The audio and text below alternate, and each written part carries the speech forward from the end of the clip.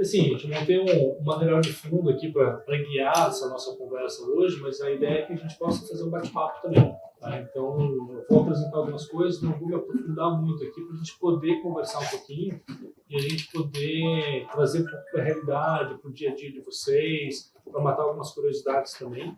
Tá?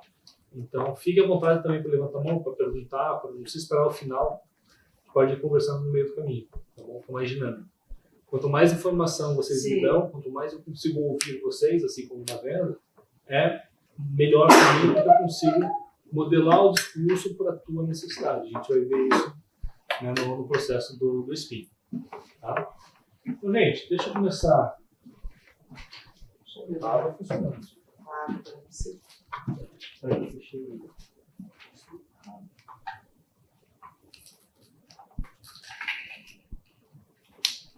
Probleminhas de tecnologia. Eu tenho o meu aqui velhinho, não sei se ajuda.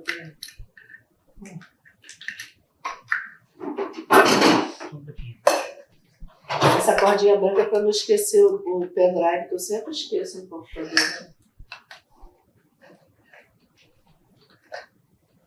A apresentação tinha dado engasgado. Ah, foi? Então, gente, esse sou eu. Olá, tudo bem? Bom dia. Eu costumo me apresentar como profissional de marketing, como agente de transformação e como professor. Né? Então, por que agente de transformação? Porque, independente de onde eu estou e o que eu estou fazendo, eu sempre estou provocando mudanças, estou provocando uma transformação. Hoje eu atuo como gestor de marketing e inovação na empresa de tecnologia. E eu estava conversando com o Cláudio no começo, na sala dos professores. Muito da minha missão hoje é provocar mudanças na empresa de cultura, para que os processos possam ser adequados, para que a empresa tenha uma forma de agir diferente, para se tornar ainda mais competitiva. E, sendo uma empresa de tecnologia, ela é muito boa em criar novas ofertas, novos produtos, mas ainda tem algumas carências de mudanças de cultura, de interação entre áreas. E aí eu, como marketing e inovação, eu olho para fora, tenho essa orientação ao mercado do que está acontecendo lá fora, trazendo para dentro, seja para criar um produto, seja para mudar uma forma de trabalho de ser um pouco mais eficiente, um pouco mais produtivo. Tá? Tem um podcast, fico aqui deixando a recomendação para vocês. Então, nas plataformas, agregadores que já estão acostumados a ouvir, procura lá por ConteCast. Tem algumas abordagens sobre comunicação digital, alguns profissionais de velha guarda que fizeram essa transição do analógico para o digital. Você do e-commerce, né? Acho que procurando lá. A terceira temporada que estou começando a publicar aqui é justamente sobre e-commerce. Então, tem lojista, tem profissional que desenvolve, tem cliente. Então, esse ecossistema de e-commerce vem para a nossa conversa aqui. Eu sempre estou trazendo um olhar de gestão e de marketing, ok? Aqui tem um currículo que eu vou deixar para vocês. Depois, é claro, vai passar o PDF da apresentação, então não vou ficar lendo o currículo para vocês. Mas eu costumo brincar que eu comecei minha vida profissional como garoto de programa. Então, comecei escovando bits, escovei programando, perdi um estuco de cabelo esquecendo ponto e vírgula no Pascal, lembra do Pascal? Né? O tataravô do Delphi. Né? Outro tufo foi desenhando boleto. Houve uma época no século passado que, para você vender pela internet, você tinha que desenhar literalmente o boleto, validar com o banco para poder processar o pagamento.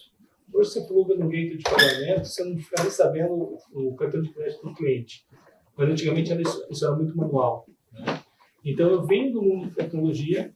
A primeira faculdade é desenho industrial, vou fazer um curso de comunicação. Especializei em marketing aqui na FAI, então sou aluno aqui da FAI. Né? Então, para mim, estar aqui, voltar para uma sala de aula aqui na frente é muito gratificante, porque eu já sentei aí onde vocês estão, então isso é uma recompensa muito bacana. Eu agradeço sempre a Cláudia por essas oportunidades.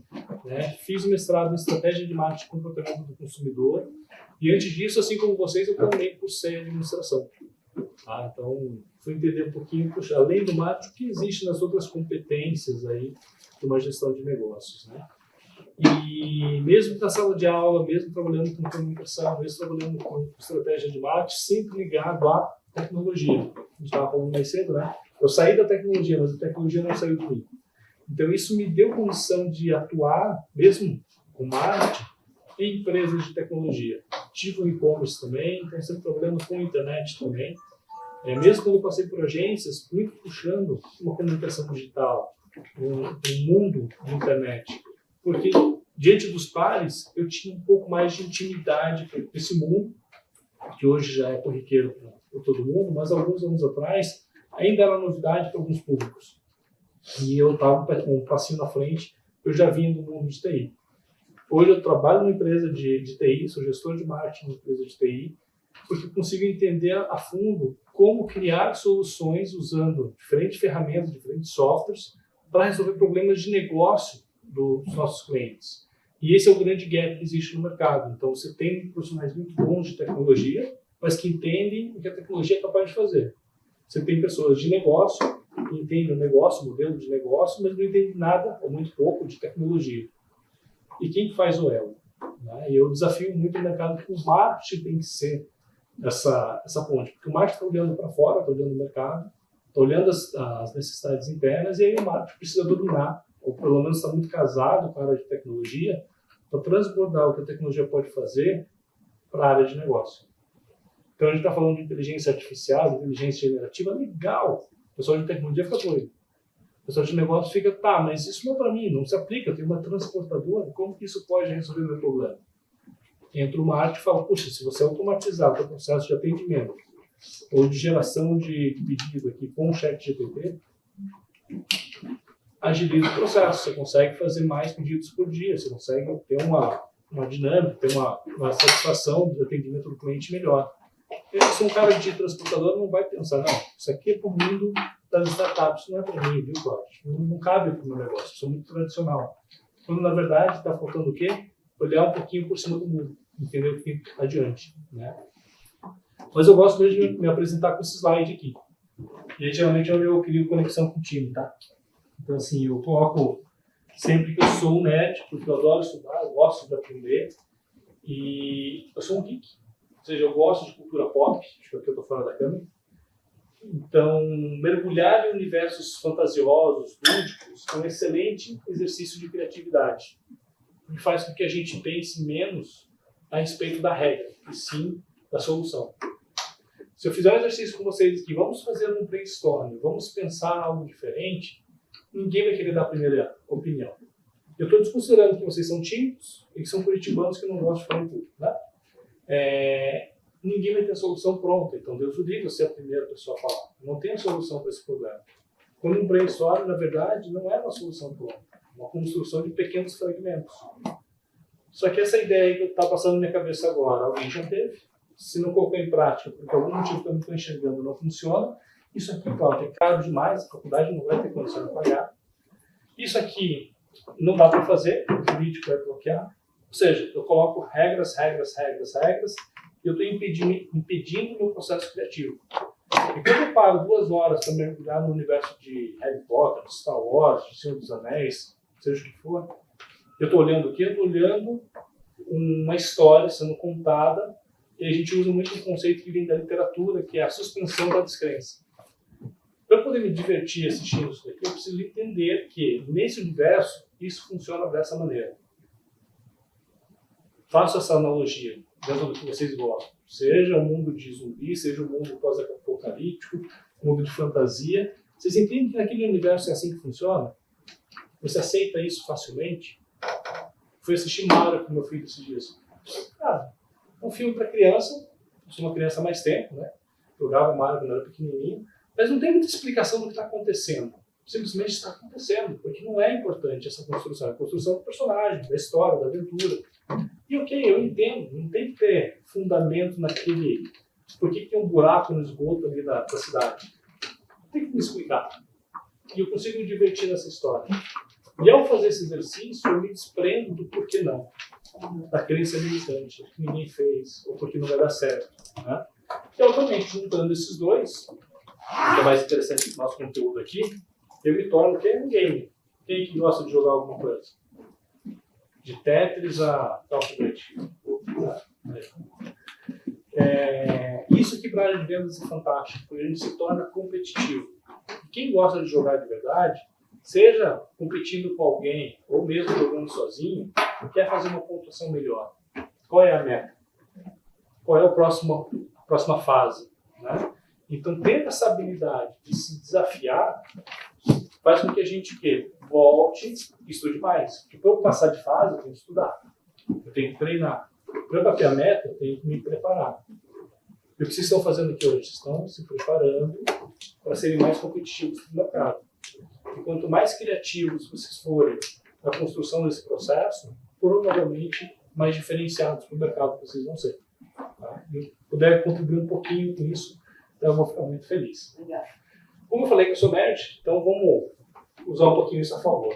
Uma breve história do tempo aí. O que vocês estavam fazendo lá em 2019? Vocês lembram? Quantos grupos de WhatsApp vocês tinham no celular? Todo mundo feliz, grupo da família, dos amigos, da faculdade, da igreja, né? Desde 2020, o que aconteceu? O bicho pegou, ficou todo mundo nervoso, sai xingando todo mundo, briga com todo mundo. Metade dos grupos do WhatsApp não existe mais, outra metade vocês já saíram, porque a coisa ficou tensa. Né? A pandemia veio, tirou todo mundo do trilho. E veio 2021, agora volta. Não, volta você para casa porque voltou a segunda onda, a terceira onda. E a gente ficou com esses dois com cara de caneca, assim, o que está acontecendo? O que eu faço agora? Veio 2022, uma página em branco, agora vai. Agora vamos fazer acontecer. E eu gosto muito dessa imagem. Eu costumo dizer que em 2022 eu saí de casa, tenho um filhinho pequeno, eu brinco que há 4 anos eu treino um sistema de inteligência natural chamado Henrique. Então ele comprou um anquiolite, ficou no hospital uma semana com problema respiratório, ainda bebezinho antes da pandemia. Veio a pandemia, eu não sei o que é esse negócio aqui, vamos trancar. Rota de entrada em casa, roupa para ir para a rua, secador de cabelo, máscara de gás, assim, neurose total.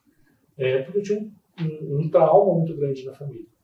Chegou 2022, vira a página, agora eu vou fazer acontecer. Agora eu estou chegando no mercado como estou chegando em Wakanda. Vamos colocar para quebrar. Mas eu não fui o único. Né? A gente está vivendo ainda uma condição de guerra no mundo porque algum maluco quis dominar o mundo de novo. Tá? E a gente está observando aí as consequências de todo esse conflito de Ucrânia e Rússia ainda numa situação econômica.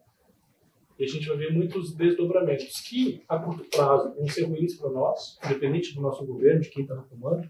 Não é uma questão política, é uma questão econômica. Mas de 5 a 7 anos para frente, a mudança de conceito global vai nos favorecer muito. Que é a mudança do offshore para o nearshore.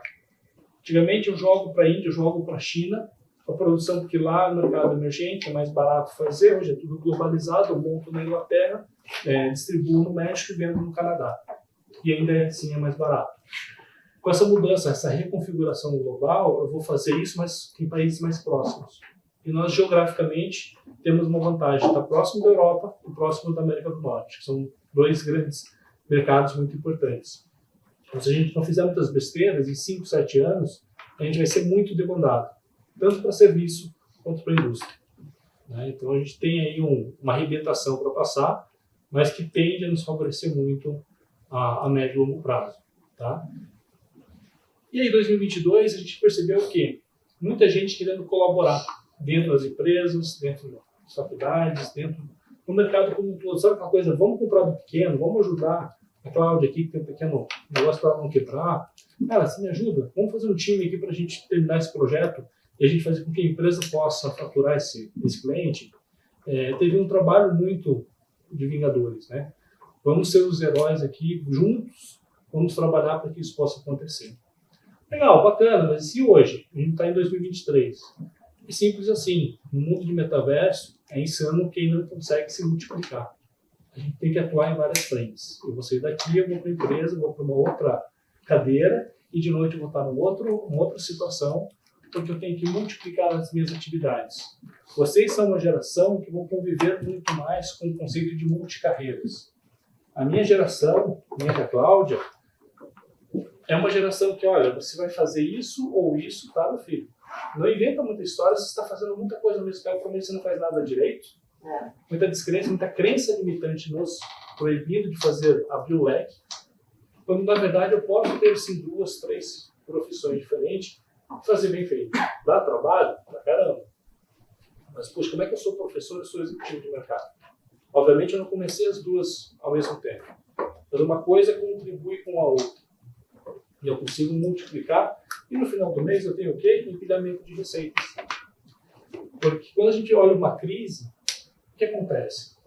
Eu não consigo mudar política global. Eu consigo mudar política econômica do país, nem da cidade. Uma pequena força de influência, mas é pífia. A gente gosta de acreditar, votando eu vou lá para resolver. Mas eu sou mais um. Todos nós aqui somos um grupo muito pequeno. O que eu posso fazer na minha família, no meu dia a dia agora? Consigo aumentar a minha receita. Eu posso fazer mais trabalho, eu posso trabalhar mais, fazer mais dinheiro e ser assim, menos impactado por situações. E, de novo, eu não estou trabalhando problemas políticos. A gente vive uma crise que não é do Brasil, é global. Pelo contrário, o Brasil até está bem posicionado para ser um dos primeiros países a sair disso. Mas o que eu faço é fazer o impacto disso ser menor. Fazendo como? Mais dinheiro. A Cláudia falou, pô, mas faz um monte de coisa. Eu estou na minha janela de oportunidade de fazer um monte de coisa. Daqui uns 15 anos eu vou ter que começar a desligar algumas torneirinhas que vai começar a acabar o gás. Né? Então, como eu faço para me multiplicar? Dentro da carreira de vocês, tem essa visão. Né? Quem acompanha o Conte nas redes sociais, ele está recebendo um prêmio aqui, está trabalhando ali, está indo lá para não sei aonde, está não sei o que, está não sei o que lá, a gente não acompanha ele. Eu costumo brincar que nesse multiverso da loucura aqui eu me tornei onipresente.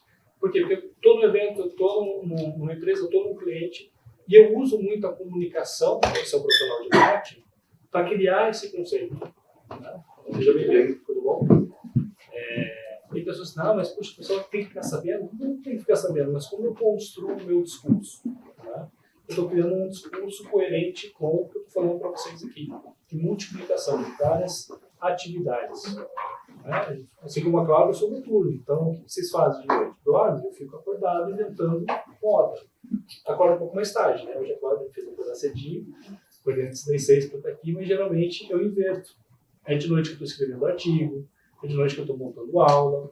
Por quê? Porque sai 7, 8 horas da empresa, quando não tem aula, tem que ir para casa, dar atenção para a família, e que hora que eu monto aula? De noite. Então dá trabalho, mas também dá recompensas.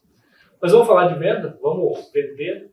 Né? O que é venda, gente? Uma forma bonita e poética, coloquei para vocês aqui como imagem.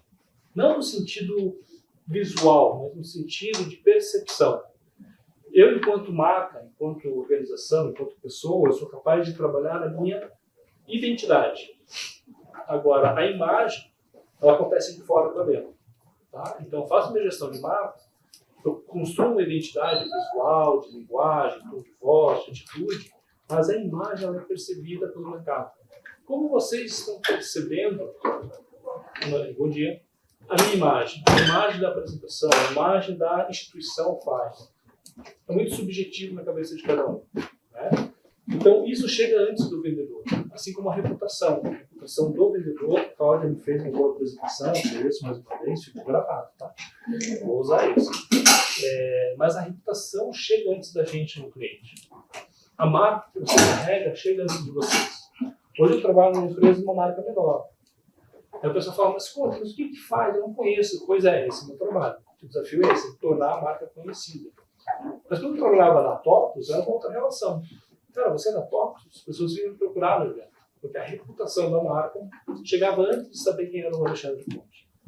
Né? Então, isso aqui eu trabalho com antecedência. Agora, se eu não tiver atitude, se eu não realizar uma ação, não for ativo, nada disso consta. Não adianta eu vir num evento aqui na FAI, conversar com vocês, com pessoas de mercado, e ficar sentado na mesma rodinha em que eu já conheço as pessoas, eu vou ter o cartão da Cláudia. A Cláudia tem lá no WhatsApp, eu ligo, eu falo com ela a hora que quiser. Cláudia, como é que você está? Tudo bom? Que bom te ver hoje. Vamos programar um pouquinho? Eu vou lá para o campo. Como é teu nome? Você é bem, não se assuste. Como é seu nome? Eduardo, todo mundo conhece Eduardo, gente? Sim, eu não conheço Eduardo. Então eu digo para esse lado de cá, desculpa o pessoal que está vendo a aula gravada, já aparece para vocês. Eu tenho a oportunidade de conhecer Eduardo, eu não conhecia. Eu nunca estou num evento de network, por exemplo, se afasta de quem você já conhece. Eu sei que é mais seguro, eu sei que é mais confortável, Mas você não precisa trocar cartão com quem você já conhece. Você vai conhecer gente nova. Né? Então eu preciso de atitude, de ação. E se possível, eu tenho que causar impacto para ser lembrado. Quem lembra aqui que eu falei que eu comecei minha vida profissional como garoto de programa? Lembrou, né? Isso marca. Eu fiz um treinamento com a Marta Gabriel alguns anos atrás e até hoje ela tira sarro de mim. Cara, quantos treinamentos, quantas palestras a mulher já deu pelo mundo inteiro? 6 TEDx. E ela lembra de mim. Eu estava aqui no evento mês passado, fui lá dar um oizinho. Oi, como é que você tá? Ela fala, meu garoto do programa favorito, mas fala baixo. Né? Ela fala, minha alienígena favorita. Né? Causar impacto, se tornar relevante, se tornar lembrado. Né? Você está num auditório como esse, levanta a mão. Professor, palestrante, eu sou da empresa tal e eu tenho um contexto para trazer para você para ver se é interessante. Faz uma pergunta inteligente, bate a marca da empresa, fala o que você é, e na hora do corte, 2, 3 pessoas pelo menos vão vir falar com você. E quem ficou quieto é a multidão. Você que levantou a mão, se identificou, falou a empresa e fez uma pergunta inteligente, cara, quero conhecer esse cara aqui. Como é teu nome? Davi. Davi, vocês conhecem o Davi? Cara, eu quero conhecer o Davi. Onde você trabalha? Você trabalha já? É uma longa história. Uma longa história. Cara, ele falou que tem uma longa história. Vamos ali no cofre, eu quero conhecer um pouquinho dessa longa história aqui. Isso se tornou conhecido e me despertou uma curiosidade. Então tem que causar impacto. Mas também é paixão. Vendas, eu digo assim, todos nós somos vendedores o tempo todo. Há vendedor consciente disso, há aqueles relutantes, não, esse negócio de venda não é para mim, eu nem gosto, mas a gente está se vendendo o tempo todo. O chefe, na hora de apresentar um projeto, na hora de apresentar um trabalho na faculdade, na hora do barzinho, de conhecer alguém, né? A gente se vende o tempo todo. A questão é o quanto você está consciente e o quanto você está utilizando técnicas para isso.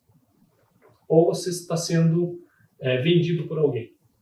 Muitas vezes na rede social, que a gente não paga, a gente não é cliente, vocês conhecem essa máxima, né? Quando a gente não é cliente, a gente é... Conhece, não? A gente é produto. Então, o Facebook, a Meta, está vendendo o nosso comportamento, nossos dados, as nossas informações, a nossa audiência para quem está pagando, que é o verdadeiro cliente. Então, vocês estão usando a rede social, além do lazer, além do entretenimento, também para se vender? Então, quando a Cláudia fala, poxa, eu estou em vários lugares, eu escolho o que eu estou postando e a sequência do que eu estou postando. Eu estou usando ela para me vender. Tá? E tudo bem. Mas também, acima de tudo, é técnica. Tem que saber fazer. Que é um pouquinho do que a gente vai explorar aqui. Mas, em resumo, vocês, enquanto vendedores, seja de um produto, seja de um e-commerce, seja para namorada, vocês têm que causar esse efeito que uma Times Square causa nas pessoas. O cliente, o público de vocês, tem que ser esse garoto olhando assim, deslumbrado para o mundo quando está na frente de vocês. Tá? Por quê? Porque é um encantamento conduzido. Lembra que tem técnica? Então, como técnica, eu vou conduzir essa relação, vou conduzir para que você tenha um encantamento no momento em que eu estou fazendo. Disney é fantástico nisso. Você sai da atração, adrenalina no alto, né, emoção à flor da pele, e você sai magicamente, por pura conveniência, onde? Na lojinha. Você quer comprar tudo. Você acabou de ter um pico de emoção, e você está diante de um monte de produtos ali de R$ 9,99. Eu quero tudo. Dólares. Né? Mas os caras sabem vender. Existe uma técnica para isso. E não te coloca a lojinha antes. Cara, eu vou comprar uma camiseta, vou pegar essa sacola, como é que eu vou na montanha-russa? Sai da montanha-russa tem um monte de coisa. Inclusive é foto, você chorando na montanha-russa. Então existe uma técnica para fazer esse encantamento e para gerar negócio. Obviamente, como profissional de marketing, antes de venda a gente tem todo um trabalho de marketing.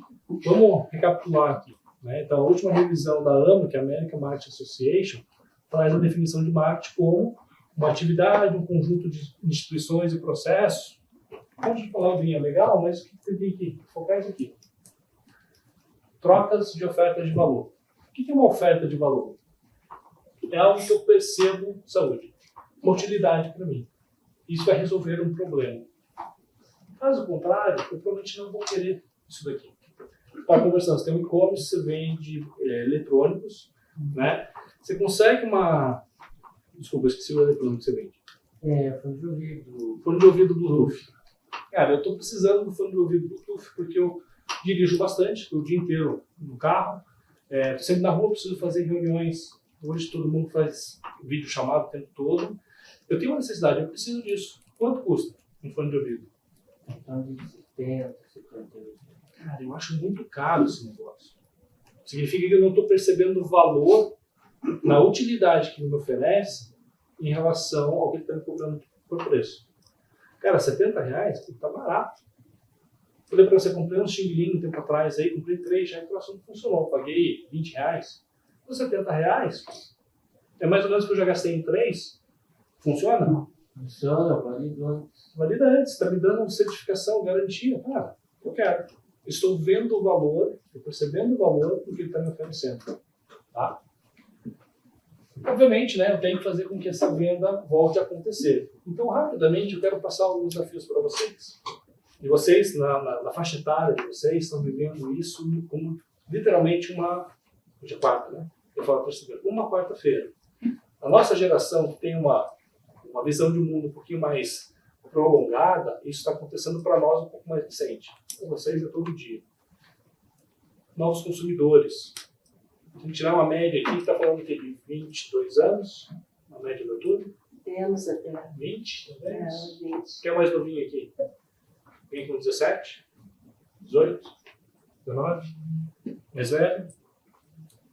24? 23? 24? Na média, estamos nisso aí. Vocês estão se tornando, em pouco tempo, a maior força produtora do mercado. Vocês vão ser remunerados por isso. Hoje, Baby Boomer e X têm a maior concentração de poder econômico. Em pouco tempo, a geração Y passa a absorver e vai passar para Z e assim por diante. Tá? Então, cada vez mais eu preciso entender o comportamento de novos consumidores. Novos consumidores, em cenários diferentes, requerem novos canais de atendimento, novos canais de venda. Você está trabalhando no e-commerce, cara. 20 anos atrás, trabalhar com e-commerce é coisa de novo. Em 2023, se não ter o e-commerce do seu negócio, é coisa de maluco. Mudança de contexto tecnológico e mercadológico. Eu preciso do quê? De novas estratégias. E se eu não entender o que eu vendo para o mercado, a coisa não acontece. A mágica só vai acontecer se eu entender o que os consumidores estão comprando de mim. Se eu comprar por R$75 o fone dele, eu estou comprando fone, eu estou comprando mobilidade. Estava na sala dos professores mandando umas mensagens, combinando um almoço. Aí já surgiu um outro negócio para a gente emendar com o almoço. Eu falei, tudo bem, 2 horas eu tenho uma reunião remota, é um pouco informal, eu posso fazer em trânsito, mas 3 horas eu tenho uma outra reunião remota que tem aí formal. Eu preciso sentar em algum lugar. Eu trabalho em Pinhais, um pouquinho longe, provavelmente eu devo fazer fora, mas eu vou para algum lugar, sentar na frente do computador, ter uma conversa um pouco mais formal. E se você me oferece um fonezinho de ouvido Bluetooth, você me dá mobilidade, e não um dispositivo eletrônico que vai conectar no celular. A Disney não vende ingresso, não vende filme, não vende parque, ela vende o quê? Fantasia. Né? A magia do mundo Disney. E assim por diante. Tem um artigo antigo, de 1960, do Theodore Levi. Posso passar para a Cláudia depois, ela compartilha com vocês. Tenho ele em português. Ele é antigo, mas ele é muito atual. Ele fala sobre a miopia de marketing. Conhece esse artigo? Sim. Do Levi? Que é o quanto as empresas não conseguem compreender que o que elas estão vendendo não é o que as pessoas estão comprando. Parece bobo. Mas a Kodak acreditava estar vendendo película. Película é vantajoso. Precisa fazer filme, precisa fazer foto, vou vender a recarga da foto. Seja no mundo profissional, de um fotógrafo, de um cinema, ou da nossa pessoal, a gente está comprando película. Não sei nem se vocês sabem como é que tira uma foto antes da câmera digital, né? Eu estou comprando a eternização, né, de um momento especial, uma viagem específica, de um momento único que eu quero perpetuar na minha vida. Como eu estou fazendo isso é puramente operacional. Você pode ser digital, hoje faço no celular e coloco aqui uma foto de 13 megas, um cartão de memória de 128 gigas. Quem que sabe qual é a resolução da câmera de vocês? Importa. Está lá no discurso de venda do fabricante. Quem que usa a resolução máxima da câmera? Nunca fucei, nunca mexi. é operacional, é instrumental. Agora, se não tiver câmera, eu não compro o celular. Se não, a TV não tiver Netflix, Amazon Vídeos e outros, eu não compro a TV. Porque ela não vai funcionar como peça de entretenimento para mim. Dentro do meu contexto, eu preciso já ter a aplicação do Netflix. Em resumo, se você resolver o problema do seu cliente, no caso da mobilidade aqui, você vai conquistar mais facilmente uma fidelização. O que é fidelização? Isso aqui. É comprar de novo. Então, todo vendedor tem que ter em mente isso. Como resolver o problema do meu cliente? Para isso, eu preciso entender a percepção do valor dele, para que eu possa criar fidelidade. E aí, traduzindo um pouquinho da ciência, a gente estuda lá as equações estruturais dos experimentos de marketing, eu trago para vocês essa sequência. Eu preciso ter qualidade. Se o meu produto, o meu serviço não tem qualidade, eu não gero satisfação. Vocês ficam satisfeitos com algo meia boca? Não. Então, o quanto isso foi capaz e qualidade, lá na definição da ISO, é a capacidade que algo tem de atender as especificações exigidas. Atendeu com qualidade essa especificação, cumpriu o papel, ok, fiquei satisfeito. Mais ou menos, mas fiquei satisfeito. Quanto maior essa satisfação e existe uma repetição no processo, comprei o segundo fone, comprei um outro equipamento. Como é que é o nome? Gustavo. Cara, o Gustavo ele tem uma reputação positiva. Sempre que eu compro com ele, são coisas de qualidade, que funciona, o que ele fala que é garantia, realmente me testa, ele valida antes. Gente, pode comprar. Ou seja, eu espero que a minha próxima compra, no mínimo, seja como as experiências passadas, a reputação dele é positiva, eu estabeleço uma relação de confiança e eu passo a ter um compromisso de indicar. Muito provavelmente vocês já ouviram, já responderam pesquisa de satisfação, essas duas perguntinhas. Você tem intenção de comprar novamente? Tudo medida a confiança. Eu confio que minha próxima experiência vai ser no mínimo como já foram as anteriores. Você tem a disposição de recomendar isso para alguém? Significa que eu estou num nível de fidelização aqui que eu tenho um comprometimento. O Gustavo me ajuda tanto que o mínimo que eu posso fazer é ajudar ele também. Vou recomendar. E aí o que aconteceu? O Gustavo não está mais nessa turma. Ele mudou lá para a FAI de Araucária. Puxa, era muito conveniente ter ele todo dia com a gente fazia pedido aqui na sala de aula, né? E agora? Eu vou atrás dele? Vou, porque eu sou fiel ao... Pode entrar um dia. Eu sou fiel ao meu vendedor. Sou fiel à minha empresa, à marca, ao que for. Eu não sou fiel à conveniência de estar sentado aqui do lado. Então, esse aqui é o grau máximo, né, de fidelização. O cliente atravessa a cidade para ir comprar com você. Talvez não com a mesma frequência, mas ele continua fazendo isso. Eu, por muito tempo, agora depois da pandemia, eu perdi contato, mas eu continuei indo cortar o cabelo no barbeiro, mesmo depois de ter comprado maquininha e passado a cabeça em casa. Por quê? Fidelização. Criei um vínculo de amizade, eu indicava o meu barbeiro para todo mundo. Ele começou cortando o cabelo numa máquina 4, terminou na 0, eu comprei a maquininha, já estou na terceira maquininha, e uma vez por ano eu ia lá fazer a barba, ela ia ficar 2 horas na barbearia. Então, a relação de fidelidade. E virei um promotor. Né? O quanto eu levei amigos para cortar o cabelo lá, mesmo não tendo mais cabelo. Né? Então, gente, existe uma relação diferente quando a gente está falando ali da barbearia, quando está falando do supermercado, estou falando de uma venda mais de impulso, uma venda simples e vendas complexas. Né? Ou seja, qual a rota que eu pego nesse viaduto todo aqui para chegar no coração do cliente, resolver o problema da tua empresa. É diferente. Vendas complexas requerem um processo de venda diferente. Você falou da Brahma que se vendia sozinha, né? Eu preciso ter um trade muito forte, eu tenho que ter uma relação, né? Eu tenho que pagar a uva para o estabelecimento para ter a chopeira da Brahma, colocar a garrafa na frente do supermercado, manter abastecido por um que quer, e vai acontecer mágica. Usa um pouquinho de comunicação, ganhão de mídia, vende. Eu vendia TOTOS assim. Tu não conhece a TOTOS? Não? Uma empresa do Brasil de ERP, software de gestão. Né? Então, um portfólio gigantesco de softwares que resolve problemas de contabilidade, de estoque, de logística, um monte de soluções. E os meus amigos de mídia ficavam mordidos comigo que eu não anunciava com eles. Pô, Conte, faz anúncio na rádio aqui. Vamos fazer um programa, um conteúdo, um content brand aqui na RPC, no G1. Cara, não vai me gerar venda. Pô, mas faz brand, é importante. Sim, a matriz faz. Mas eu não vendo pela exposição da marca. O pessoal do Atlético estava numa negociação lá e ia pegar parte do projeto em permuta. Eu estava querendo o quê? Camarote. Era 1 ano de camarote. Não, coloca mais uma graninha aqui, a gente coloca no telão todo o jogo. Eu falei, eu não quero mostrar minha logo para 40 mil pessoas. De 40 mil pessoas eu vou ter 5 que são público-alvo. E que vai estar olhando para o filho esperando começar o jogo. Ele não está sensível a um software de gestão no meio do jogo de futebol. Agora, com 12 pessoas no camarote, eu levo 6 clientes com acompanhante e eu faço relacionamento para vender no dia seguinte. Marco a visita, crio um vínculo, ele me conta coisas que numa reunião eu não contaria, me abre portas diferentes para fazer relacionamento.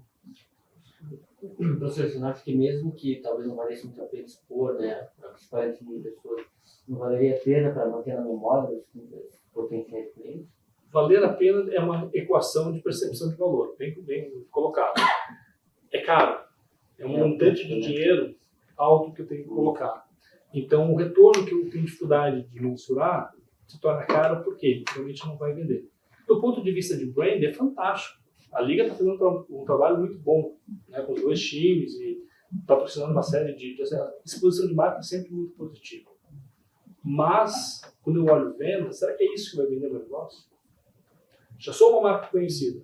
E aí passou uns 2 anos, mudou o presidente da TOTS, o Laércio foi do conselho, e veio o Denis, que era um concorrente lá, fugiu o nome. E ele colocou na camisa do Corinthians. Aí o povo, né? Pô, quando você fica com todo esse discurso, mas no Corinthians pode, né? Compra de emoção. O dono, o presidente é corintiano. O Corinthians é cliente da TOTS. Não é uma transação racional, é emocional. Eu acho que 1 ano e pouco, até o começo da pandemia, e depois saiu. Né? Então, outra forma de decisão de compra. A gente não foi vendedor, a gente foi comprador do Corinthians. Então, vendas complexas me dá um cenário um pouquinho diferente. Eu tenho que trabalhar com uma inteligência diferente. E isso envolve o quê? Vendedores, consultores. O produto não se vende sozinho. Não basta fazer um pool de comunicação na TV, colocar um produto na gôndola ou no barzinho como a Brahma, e não tiver ninguém para conduzir esse cliente para a tomada de decisão. Porque, muito provavelmente, ele não sabe comprar sozinho. Ele não entende como isso funciona. Digamos que o teu fone Bluetooth seja algo muito complexo. Cara, mas funciona como esse aparelho aqui? Será que funciona? Você me dá uma aula, você me explica como funciona. Esse tal de Bluetooth nunca funcionou comigo. Você tem que vir aqui, você tem que ligar, você tem que fazer um pareamento. Ou seja, está me ensinando como usar o teu produto. Uma venda um pouquinho mais complexa. Claro que estou dando um exemplo mais simplista. Mas quando eu vendo um software de gestão, eu tenho que entender o quê? A realidade desse cliente. Qual é o processo de compra e venda? Você vende medicamentos, você tem bitributação? Você é uma distribuidora ou você é um importador? Você faz comércio também? Qual é o tipo de imposto que você paga? Tudo isso eu tenho que colocar dentro do meu sistema para computar tudo isso. Hoje eu vendo ambientes de segurança. Cara, você não entende quais são os processos, quais são as camadas que você utiliza. Não adianta chegar com uma solução, você precisa de um firewall, ok? Talvez você não precise de um firewall. Talvez o firewall que você tem atende. Mas o teu maior problema está na gestão de e-mail. Está numa força bruta de ataque.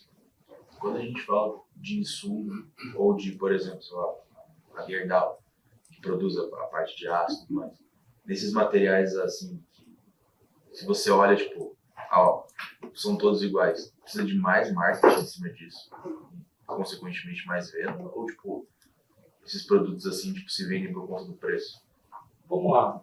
Gerdau, vergalhão de aço. Isso. Cara, eu vou ali na Leroy, eu compro vergalhão, acho que tem 3 metros, 2,5 metros, né? Estão fazendo esse trabalho de varejo. Assim, puxa, é commodity, eu vou lá e compro. É uma venda simples. Talvez, para mim, estou querendo inventar moda com um vergalhão, seja uma venda simples. Talvez a diferença técnica eu não sei nem avaliar. Dele, eu não sei nem quem é o concorrente de uma Gerdau. Agora, quando você está falando com uma construtora que está fazendo uma obra de uma barragem, é muito mais do que X toneladas de vergalhões de aço. Mas talvez a Gerdau me venda junto um projeto de como melhor utilizar aquele conjunto de produtos deles em relação ao meu projeto, ao que eu quero construir. E aí eu preciso sentar junto, desenhar um projeto e conduzir para a tomada de decisão.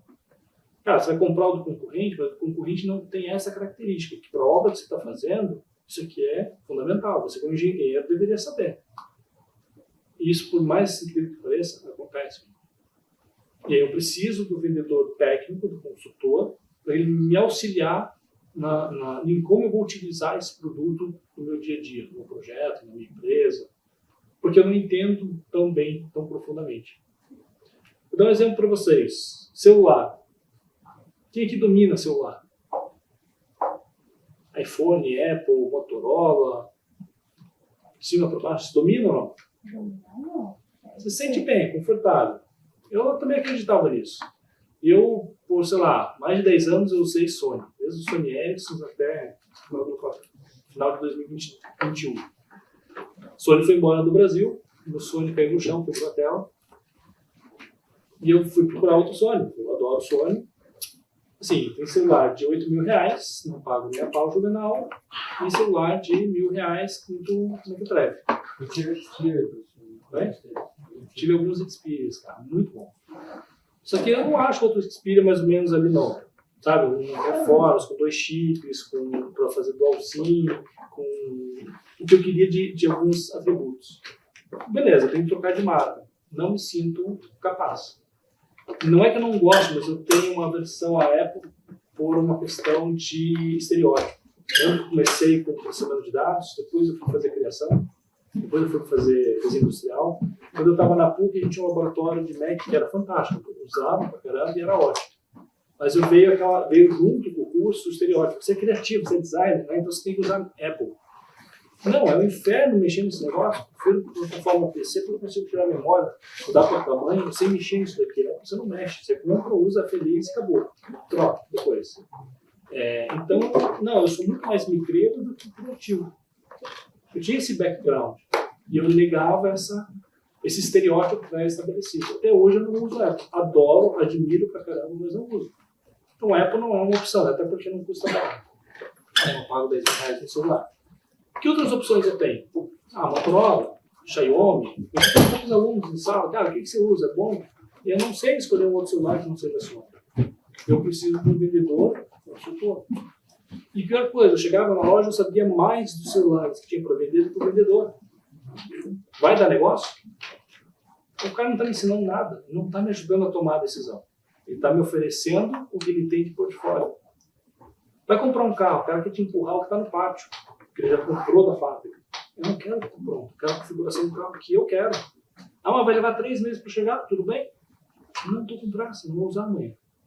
Mas eu quero o airbag, eu quero a cor vermelha, eu quero com essa roda, eu quero com isso aqui. Eu não tenho pronto. O problema é teu. Mas o que o vendedor faz? Ele te empurra o que está na prateleira. Isso não é uma venda consultiva. Uma venda consultiva vai entender qual a necessidade que você tem, qual o objetivo que você tem para esse produto, como você melhor vai utilizar esse produto. Então eu preciso de um vendedor consultor para fazer vendas mais complexas, que entendam mais a fundo a tua necessidade de usar o vergalhão na obra. Então, obviamente, a marca vai ajudar na percepção, mas caramba, eu não sei lavar roupa, eu compro ombro. Eu não sei ser melhor, eu não sei avaliar sabão de ombro. Mas eu passei uma vida ouvindo que se sujar faz bem, e eu gosto de sujar, ou eu tenho um filho, uma criança, que às vezes suje, que ele vai viver a vida, e o ombro resolve um problema social. Como eu compro detergente mais barato? Por quê? De novo, eu não sou capaz de entender tecnicamente, mas eu sou um exímio lavador de louça. Então, o que fizer, qualquer espuma ali resolve. O detergente não é o protagonista, eu sou o lavando de louça. Agora, lavando roupa, eu não sei. Pergunta, venda consultiva só acontece offline ou online também? Online, offline, digital, continuada, pontual, assim, eu preciso ter uma relação com o meu cliente. E quanto mais eu conhecer esse cliente, melhor para poder colocar o conhecimento que eu sei em prática no cenário dele. E aí eu vou usar os recursos que estão disponíveis. Pode ser online, pode ser em inglês, pode ser em português. É o canal, para mim, que não é importante. O que é importante? Eu ter frequência, eu ter contato, principalmente eu saber perguntar, saber ouvir, para mapear o cenário desse meu cliente e direcionar o portfólio que eu tenho. Cara, eu vendo aqui, ó, tenho 4, 5 copinhos d'água. Qual é o que você precisa? Você sabia que ela tem uma intolerância a alumínio? E essa água aqui, ela tem um teor muito alto de alumínio, mas essa aqui não tem? Não, eu não sabia. Pois é, porque eu estava apenas empurrando para o mercado o que eu tenho disponível. Quando eu escuto meu cliente, quando eu entendo a realidade dela, deixa eu olhar o que eu tenho aqui, o que eu posso fazer por você. Esse é o grande pulo do gato. E a hora que eu faço isso, ela percebe o valor. Mas ninguém me atende assim. Todo mundo me dá o que está na prateleira. Mas você está me dando atenção para o meu projeto, para o meu cenário, para a minha realidade.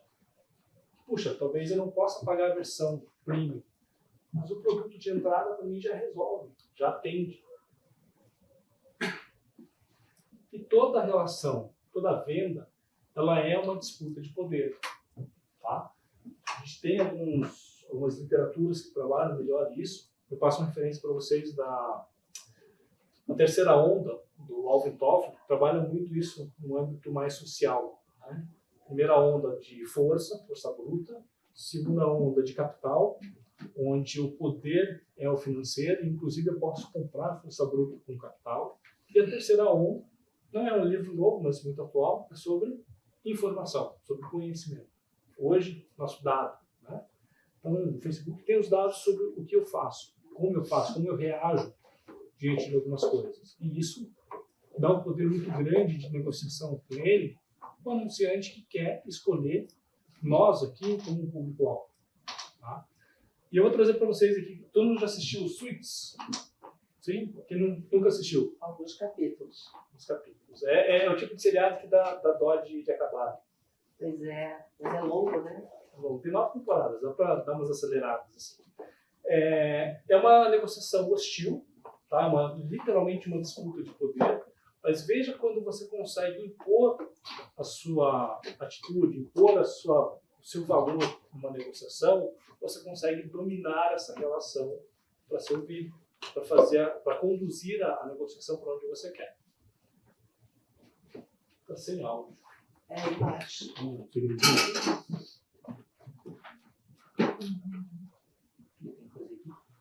Mexer os botões.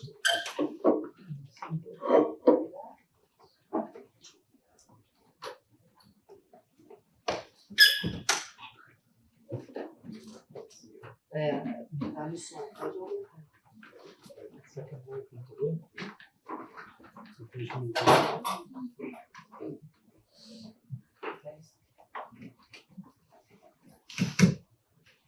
Ah, tá bem.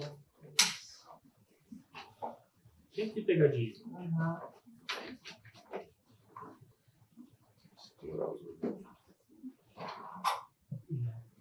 Deixa eu só. Não, depois faço. Aqui a menina está fazendo uma entrevista de emprego e ela está mostrando que não é ela que precisa do emprego, sim a empresa que chegou para ela. Também achava isso. Vamos começar aí. Obrigado. Acha que me impressiona? Negativo. O que significa que tem 5 minutos para me convencer de que é a certa. Não preciso de 5 minutos, eu sou a certa. É você que tem pouco tempo. Eu tenho ótimas ofertas das 3 melhores firmas da cidade. A Pearson Hardman é uma das 3 melhores. Também achava isso. Mas se demoraram tanto para me encontrar, talvez estejam dormindo. Eu não. Nós não estávamos dormindo. Vai ter que enviar uma oferta formal até amanhã, meio-dia, se quiser que eu considere trabalhar aqui. Como é que é? Maria, espera um segundo. Espera um pouquinho, espera aí. Vocês 4 fora, a vaga foi preenchida. Cubro qualquer salário por 50%, mais 25 mil de bônus. Põe no papel. Mas espera aí. Não quer que eu apresente a firma, não? Mostre onde irá trabalhar. Eu não ligo para onde vou trabalhar, porque sou uma máquina. Eu preciso ter você. É o que todos dizem. Legal. Lembra do mundo lúdico, fantasioso? A vida real não é exatamente isso.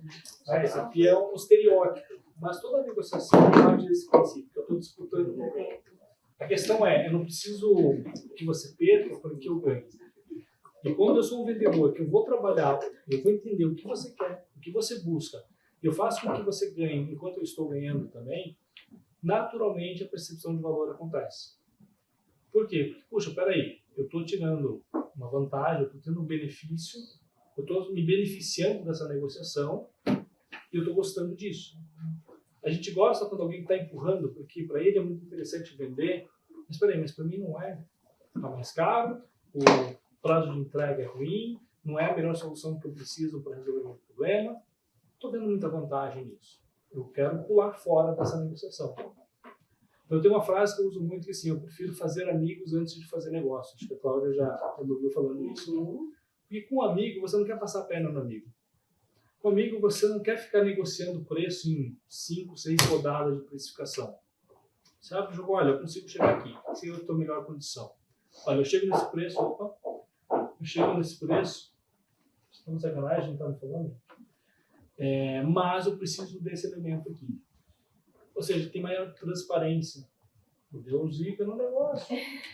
Ah, desculpa, a cadeira estava apertando aqui.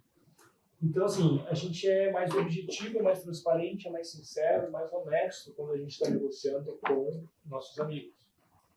Eu lembro a história do network, do relacionamento, faça amizade antes. Cria um raccord, cria uma conexão, né? Que chama ali de abertura no processo de venda, que estabeleça uma relação de amizade, que você construir uma confiança, uma credibilidade muito maior. Mas também seja capaz de entregar a promessa de maneira adequada. Não adianta eu construir tudo isso, aí chega na hora você, vou empurrar isso aqui para o cliente, depois nunca mais eu vejo ele. Não vai fidelizar. Tá? Então, quando a gente olha um processo de venda, a gente tem 4 estágios no processo de abertura, que é criar essa conexão. Quem que é game? Levantou a mão lá no começo.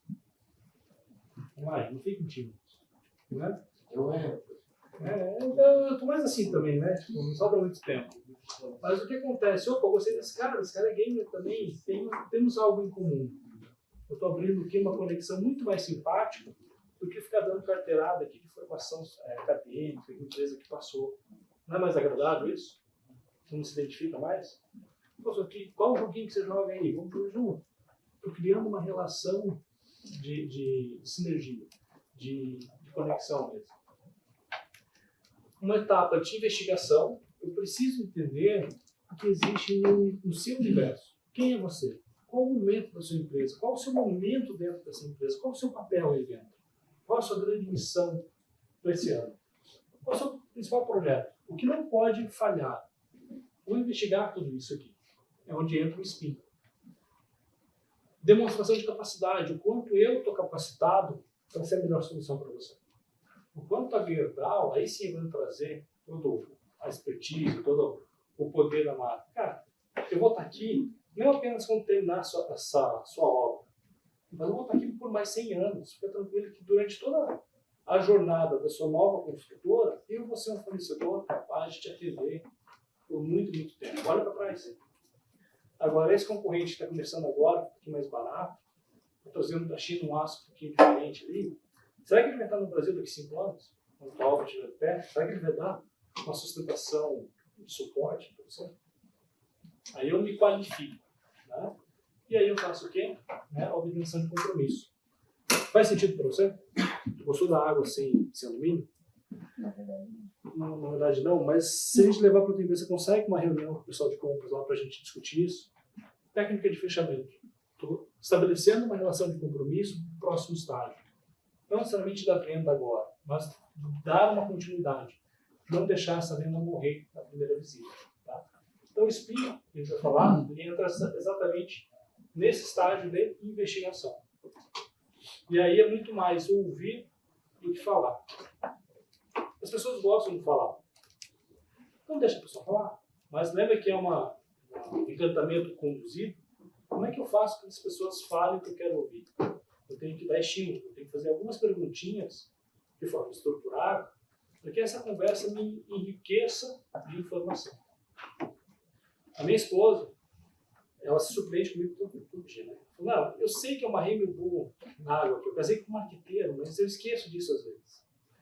O dia que a gente casou, a gente ia escrever fotos, aquela coisa toda bonita, romântica. Nem eu, nem ela tivemos tempo que a gente estava também produzindo o casamento. Chegou na hora, você escreveu? Não escreveu? E agora, quem fala? Por favor, as damas, né? Um cavaleiro que sou, joguei alma na fogueira. Né? A gente faz papel de cavaleiro, deixando muitas vezes as damas em primeiro, mas na verdade isso é muito conveniente. E eu fiz com que ela fizesse o discurso dela de improviso, porque eu montasse mesmo em cima do dela. E até hoje tem um quadro em casa lá, tipo, você é meu presente, você é meu futuro. Porque ela falou, não, você é um presente que Deus deu para mim. Então, eu comecei a falar, não, se eu for o teu presente, você é meu futuro, porque juntos nós vamos construir uma vida. Ah, que lindo! Eu ouvi o meu cliente para construir o meu discurso. Quantas vezes você pega aquele vendedor mal, que ele quer falar da empresa, que a empresa tem 45 anos, que o fundador da empresa foi fulano de tal, fez isso, e você ainda não entendeu por que você está conversando com ele, do que se trata essa conversa. Eu não quero conhecer a sua história, sem ter um contexto para isso. Claro da história, aqui depois. Na hora que você já me convenceu que a tua solução é uma boa opção, e que eu preciso de credibilidade para saber se ela vai me atender de uma forma ampla. Muitas vezes, né, quando você fica batendo na tecla do produto, e o produto é assim, é assado, e o cliente já comprou o produto, né? Aí está um problema na logística, que você nem sabe disso, fica insistindo que o teu produto é bom, você pode até perder a venda. Exatamente. Às vezes ele não quer ouvir o produto, ele quer saber se você vai atender ele depois. Depois que tirar o pedido, você vai voltar aqui, é com você que eu continuo falando.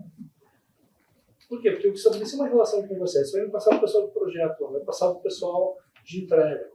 Legal, mas eu fiz um compromisso com você. O pessoal está sintonizado nessa nossa conversa. Você vai acompanhar o trabalho de onboarding, de início de projeto comigo. Lembrando que a gente está falando de uma venda complexa. Né?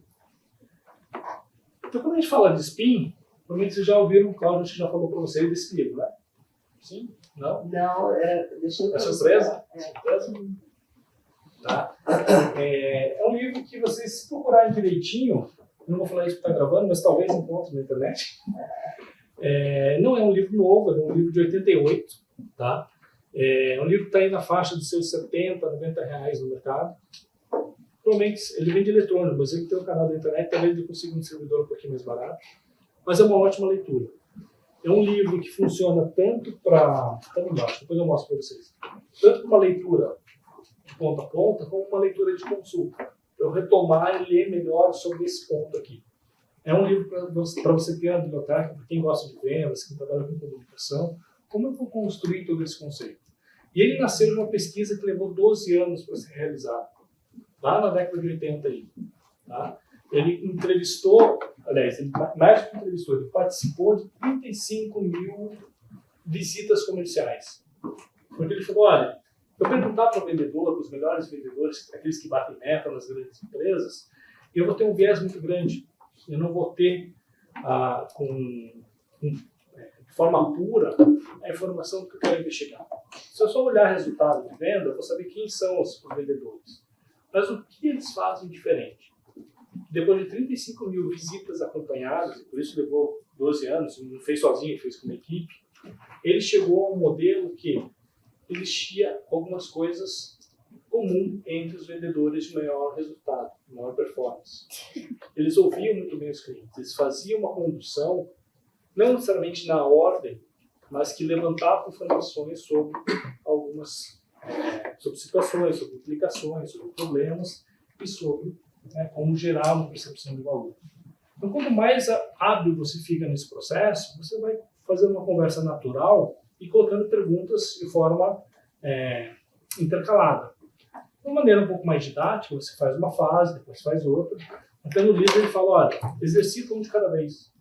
Começa com um conceito, vai numa zona segura, ou seja, vai visitar um cliente que você já tem uma boa relação, que não é um ambiente estranho para você, que é mais fácil de você ler o cliente que você já conhece, faz uma pergunta dessa e entende o desdobramento disso.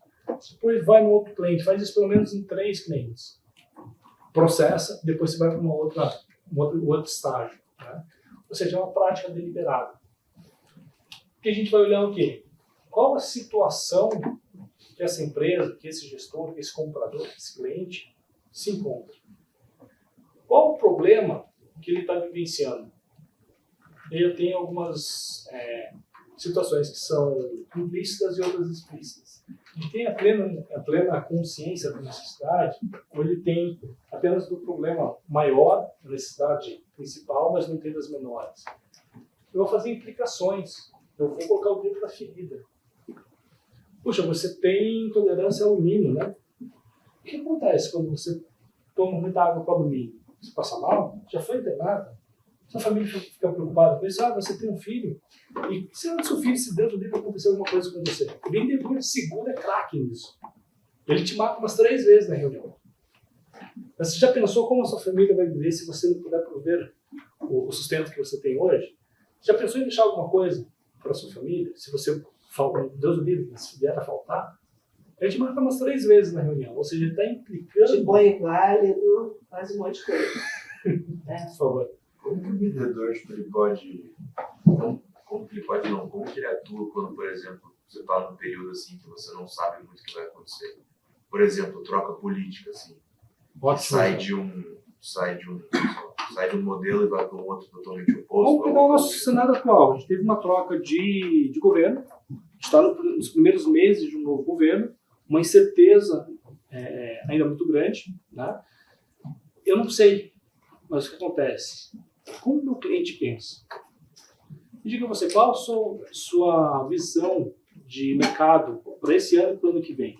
Você acha que vai ser mais positivo ou pior do que a gente teve nos últimos 4 anos? Realmente não faço ideia. Não faz ideia. Essa incerteza mexe com você, não mexe? É difícil tomar decisão sem ter um panorama muito claro. Ou seja, eu estou estabelecendo uma conexão, estou trazendo implicações de uma situação mapeada que você também não sabe, não tem a fórmula mágica. Eu talvez não precise trazer a solução, mas eu vou aumentar a problematização dessa incerteza e ter essa incerteza na hora de você trabalha com aço, né? Não, você falou vergalhão, você trabalha com aço agora. Já te promovi. Você vai comprar mais ou comprar menos? Como é que está essa commodity no mercado internacional? Se tem certeza que a China vai continuar no ritmo de crescimento que vinha nos últimos anos, ela saiu muito bem da pandemia, voltou a crescer, mas nessa situação de polarização, de repolarização global, você acha que o mercado chinês nos próximos 3, 5 anos vai ser acelerado? Talvez. E se não for, você vai morrer com um estoque gigantesco, você quis aproveitar uma boa oportunidade de preço. Vamos fazer o seguinte, eu tenho uma solução para você, que é vender o meu produto, o meu aço para você, sob demanda, num processo de venda diferente. Não sei se você já conhece isso no mercado, mas em vez de você tirar um pedido grande agora, eu te entregar tudo de uma vez só, você tira um pedido e você tem 5 anos para eu te entregar tudo isso daqui. Você pode parcelar isso ao longo de 3 anos e você tem uma janela de 5 anos para receber. Faz sentido para você? Ou seja, eu usei a tua incerteza, o teu pavor de ficar mobilizado muito grande, ou de não comprar e não garantir um bom preço agora. Eu garanti o quê? Uma venda grande e um prazo de entrega um pouco maior. Mas você tinha que ter essa carta na manga, esse recurso para oferecer. Eu tenho que dominar o meu portfólio, eu tenho que dominar as formas que eu tenho de venda. Obviamente, eu não posso inventar isso do nada. Isso já é uma prática, assim, lembra? É um encantamento conduzido. Eu estou usando os recursos que eu tenho à disposição para que faça sentido no cenário dele, que talvez o teu seja diferente, para poder construir uma percepção de valor. Cara, você vai me garantir esse preço, mesmo me entregando daqui 5 anos? Sim. Você tem que tirar um pedido grande agora. Eu facilito o pagamento durante 3 anos para você. Eu vou construir. Se der ruim, eu seguro um pouco mais. Se der bom, eu garanti um preço bom. O melhor dos mundos, ele não está ganhando, eu também estou ganhando. É ganha-ganha? Vamos assinar. Posso dar outro exemplo? Por favor. Como eu falei para vocês, meu marido trabalha com caixas para tecnologia, para fibra ótica, né? E segundo ele, a qualidade do plástico daquele negócio lá é infinitamente melhor da empresa dele do que da outra. Por conseguinte, o preço é um pouco mais caro. Aí sempre tem a objeção, poxa, mas então está mais caro. Aí ele faz o seguinte, ele fala assim, é importante para você que a fibra ótica esteja num lugar seguro, sem chuva, sem não sei o que, sem lugar? É super importante. Qual é a garantia, quanto tempo de garantia o concorrente te dá? Ele me dá 2 anos de garantia. Eu dou 5 anos de garantia. Então, se você dividir o preço do concorrente por 2 anos e dividir o meu pelos 5 anos, você vai ver que o meu é infinitamente mais barato no longo prazo do que o teu. Ele fecha na hora. Qual o número de incidentes que você tem dentro de um ano de parada de entrega de link, porque você teve um rompimento de fio? Eu tenho X mil. Isso gera, você que faz terceirizado. E qual o custo dessa operação? O quanto isso impacta no churn de cliente? Ou seja, você vai perder um cliente. Isso é top 3 na minha lista de perda de clientes. Você está entendendo o quão crítico isso é? Você está olhando uma diferença de quantos reais a mais? De R$5 a mais por caixinha? Desculpa. O negócio tem vida própria aqui. Então você vai criando uma problematização e aí é onde entra o consultor. É fazer com que o cliente pense melhor no modelo de negócio dele, que ele muitas vezes não está olhando para isso. Ele está olhando o preço que ele vai colocar por compras, que ele tem um orçamento para pagar agora, que ele não está olhando a continuidade ao longo do tempo. E você, como consultor, você tem que fazer com que ele raciocine dessa forma. É o mesmo argumento de venda da Goodyear. É o pneu mais caro? Depende. O pneu tem um preço mais elevado. Porém, é o que dura mais. Se você dividir pela quilometragem rodada, é o quilômetro mais barato. O teu carro pessoal, isso talvez não importe muito. Eu esteja muito mais sensível à etiqueta do preço que eu vou passar o cartão para comprar agora. Agora, para ele que tem uma frota de 45 carros, quilômetro rodado é muito mais interessante, porque ele vai comprar pneu toda hora. Ele quer maximizar a redução de custo. Deixa eu me achar aqui de novo. Tá? Então, assim, eu tenho que começar fazendo perguntas de situação. Eu trouxe aqui alguns exemplos até para ficar documentado para vocês. Qual o seu crescimento anual? Quanto você vem crescendo? Quantas unidades você produz por mês? Eu estou dimensionando o teu negócio. Estou tendo uma leitura do teu cenário, da tua realidade. Quantas pessoas você tem no teu time comercial? Essa vaga de emprego, para qual eu estou fazendo uma entrevista hoje, ela é uma vaga nova ou uma vaga de reposição? Já fizeram essa pergunta quando vocês fazem entrevista? Por que isso é importante para você? Consegue me dar um exemplo? Porque se é uma vaga nova, quer dizer que a empresa está expandindo. Expandindo. E ela nunca teve alguém nessa cadeira, nessa posição. Você sabe gerir esse departamento? É um departamento novo, uma atividade nova dentro desse departamento. Por que você está fazendo isso agora? Vai continuar explorando o teu ambiente? Não, é uma reposição. Por que outra pessoa não ficou? Vocês saíram com ela saiu, ela foi para uma empresa melhor. E qual que foi a situação? Ela foi ganhar mais. Opa, quer dizer que o mercado paga mais do que você está oferecendo. Ela teve um problema com o diretor aqui. O cara deve ser meu carcamano. Deixa eu perguntar mais sobre ele. Eu começo a fazer uma investigação sobre o cenário, sobre a situação ao qual eu estou pretendendo participar. Eu me sinto mais seguro, a questão do ambiente econômico que você falou. Como é essa empresa por dentro? A gente olha a marca, olha a rede social, muito bonito lá dentro. Um dia, eu tenho que levantar informações. Gostou, né? Mas já está imaginando na entrevista que ela vai amanhã perguntar isso aqui. Eu tenho que fazer perguntas sobre o problema. Ok, você está insatisfeito com o equipamento que você tem hoje? Você tem fone Bluetooth? Está satisfeito? Ele falou, ok, você tem também? Não. Você está satisfeito? Que marca funciona? Falsificado e funciona bem? Dá muito problema? Dá ruído? Né? Eu começo a entender o que está acontecendo de ruim. Você está me falando um monte de não, peraí, o problema não está em nada disso aqui. Cara, como é que a gente vai vender um fone Bluetooth para ele? Né? Onde que isso aqui está pegando? É um trambolhão, é grande? A bateria dele dura bastante? Você tem que comprar, você tem que vender um produto. Mas é bom. Mas eu estou fazendo perguntas sobre o problema. Em algum momento eu vou cair na ferida. Opa, dá ruim. Né? Ou não consigo, cara, me conta, o que faria você trocar o equipamento que você tem hoje? Estou invertendo a técnica, porque fazendo a pergunta exploratória não está funcionando. Você trocaria o fone que você tem hoje? Depende. Seja presente financeiro. O preço de um produto melhor é importante. Vamos deixar isso aqui de lado. Eu consigo uma boa condição, tem um vendedor aqui, faz uma importação bem bacana para você. O que você percebe que outras alternativas de mercado são mais vantajosas do que você utiliza hoje? O acabamento. Então é meio feinho, meio rústico, frágil. Então veja a necessidade implícita. A necessidade implícita dele é robustez, é segurança, é durabilidade do equipamento. Você tem um fone Bluetooth que é resistente? Tem. Deu match. Agora você negocia o quanto ele está disposto a pagar mais para ter esse benefício, o quanto você está disposto a ter um novo cliente e fazer uma primeira venda. 100% de comissão. Terceira situação, gente. Eu vou fazer perguntas sobre implicações, que é o que a gente fez aqui, alguns exemplos, né, da fibra ótica, né? Você não está perdendo vendas importantes por essa falta de pessoal que você comentou? Você falou que o teu é barato, que comprar uma marca um pouquinho mais cara, que seja resistente, é um pouco oneroso para você, né? Mas quantos fones desse você já teve? O segundo? Quanto você pagou então? Você lembra? O primeiro eu paguei uns R$200. Era muito bom, aí então tá. Aí o segundo eu paguei metade e é mais ou menos.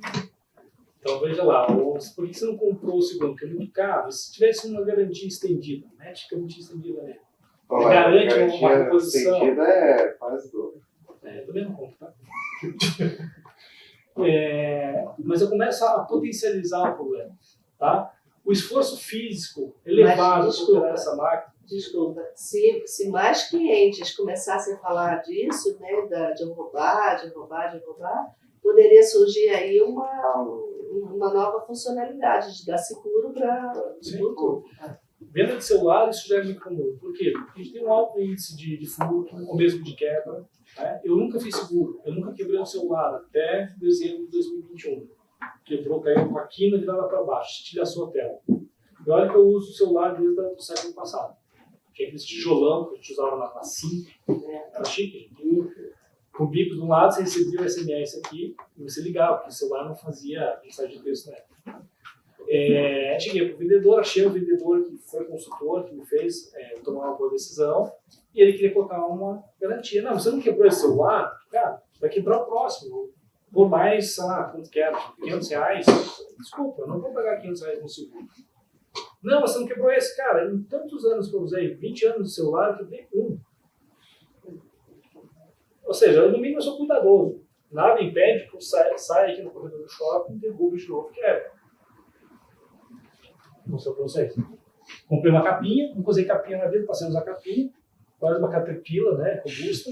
O único buraco que tem aqui é o vidro da câmera. Com uma inteligência natural de 4 anos, que é dar beijo na tela para falar com a avó, puxou, bateu na quina da cama, quebrou o vidrinho. Tinha essa garantia lá, trocava e tal, beleza. Eu estou procurando na internet para trocar o vidrinho ali direto, a câmera está funcionando. Ou seja, tive um outro incidente. Só que por R$500, o celular custou acho que uns 3,5. Cara, como é que comprou outro celular? Fazem seguro de carro? Pelo amor de Deus, façam seguro de carro. Quanto custa um carro? Hoje um Fiat Uno, um Fiesta, custa 50, 60 mil. Absurdo. Eu não consigo trocar de carro porque eu não pago o preço que vai. Paguei R$51 mil no meu carro, alguns anos atrás. Hoje, para ter um outro sedã na mesma categoria, eu tenho que pagar 180. Eu falei, não pago. Vou viajar. Vou fazer outra coisa da vida, mas eu não pago. Eu não tenho carro. A gente já está aderindo aos novos modelos. Eu ainda prefiro ter um carro, mas se eu não pago, ter um outro carro melhor para viajar, meu velhinho fica lá para me locomover na cidade. Não pago 180 mil de um carro para ir trabalhar, gente. Não é nem para pegar estrada. Estrada eu viajo com caminhonete. Não pago. Mas se eu perder, não precisa ter seguro. Todo ano eu pago a desgreve. Graças a Deus eu não uso. No máximo uma lanterna e olha lá. Agora imagina que eu tenho uma frota de 100 caminhões. Faço seguro ou não? E aí?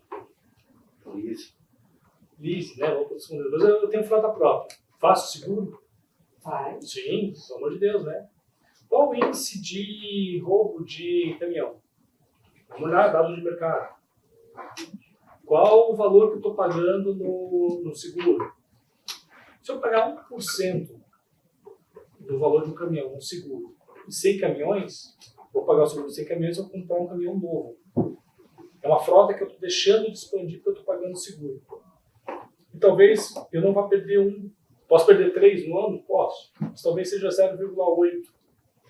Eu leve 1 ano e meio para perder um caminhão. No segundo ano eu comprei um caminhão novo. Eu vou renovando e vou aumentando a minha frota. se perder um caminhão numa frota de 100 é muito significativo. Não, é 1% da minha capacidade de distribuição. Então eu pego esse dinheiro e eu aumento a frota. Talvez tenha um ano que eu perca 3 caminhões. Mas eu estou fazendo isso há 10 anos, eu já tenho 110 caminhões. Depois de 3 agora. Então tem cenário, tem cenário. E tem horas que, economicamente, cara, eu não quero pagar R$180, R$1.000 num carro e roubar o meu carro na esquina. Eu vou pagar R$1.800. Agora, se eu tenho 100 carros, eu quero comprar um carro novo. Eu tinha uma vendedora, uma aluna, de outra faculdade, que era vendedora da Porsche. E a gente entrou nessa discussão de seguro, porque eu falei, faz muito sentido. O perfil do meu cliente que vai comprar um Porsche, é muito raro vender um seguro para ele. Por quê? Porque ele entende que se ele tiver alguma perda total, um furto, alguma coisa, não é um carro tão visado, porque você não vende um Porsche como você vende um Gol, um mercado muito mais restrito. Ele entende que se ele perder o carro, ele vem aqui e compra outro. Ele tem poder aquisitivo para isso. Não dói comprar um outro carro, ele até prefere, ele gosta de comprar carro. Imagine eu perder o meu Porschezinho. Né? Meu Volkswagen, eu não quero deixar solto na esquina sem seguro. Mas por quê? Porque pagar R$180.000 num carro novo para mim é muito pesado. Um cliente Porsche, ele paga brincando. Percepção de valor. Então eu tenho que aumentar, tem que inflar aonde está a dor dele, o problema. Quanto essa demora afeta a sua produtividade? Já falou que você tem um maquinário lá que para 2 horas por semana para fazer a manutenção? E quanto isso compromete a tua produção? Se você parasse uma vez por mês, você não ia produzir mais? Não tem pedido que está atrasado, que você não consegue entregar? Porque a tua capacidade produtiva está engargalada? E se a gente entrar com um serviço que faça uma manutenção preventiva, uma parada programada das máquinas, que reduz o tempo de parada? Você não vende mais? Isso não paga a conta do serviço aqui? Você não tem um payback, uma continha fácil de calcular? Fica barato, cara. Faz o serviço, vai reduzir o tempo de parada, você vai produzir mais unidades, vai vender mais, pagou o serviço. Não interessa quanto eu estou cobrando, interessa quanto você está ganhando com o meu serviço. Aqui eu já estou dando o próximo passo, que é a percepção de necessidade. O quanto você necessita do que eu preciso? O quanto isso resolve o seu problema? Por exemplo, o seu cliente ele não ficaria mais satisfeito se o tempo de espera fosse reduzido em 3 minutos? Puxa, isso aí ia desafogar minha fila aqui no atendimento, no caixa. Como é que é a saída de vocês ali no guichezinho do estacionamento? Quem parar de carro aqui sabe, né? Faz fila, puxa, mas eu queria almoçar, eu estou indo embora.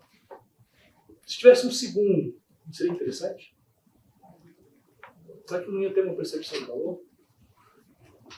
Eu começo a entender algumas dores, eu trago soluções e eu potencializo o efeito dessa solução.